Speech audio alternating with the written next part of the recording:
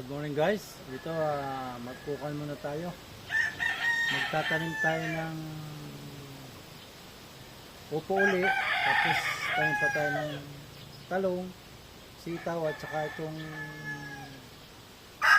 pipino. Saka okra. Ayan.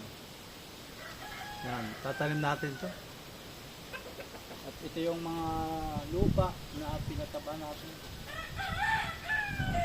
Taniman. Okay. Kasi pag nagtatanim, para meron kang hindi ka nabibili ng prutas, ang gulay.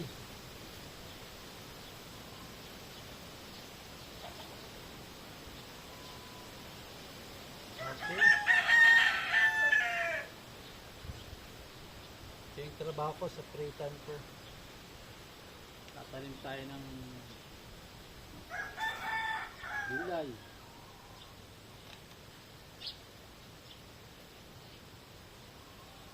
Okay.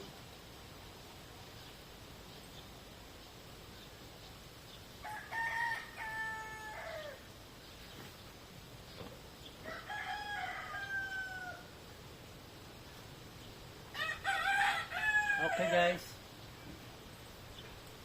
Thank you for watching. See you next video. God bless you.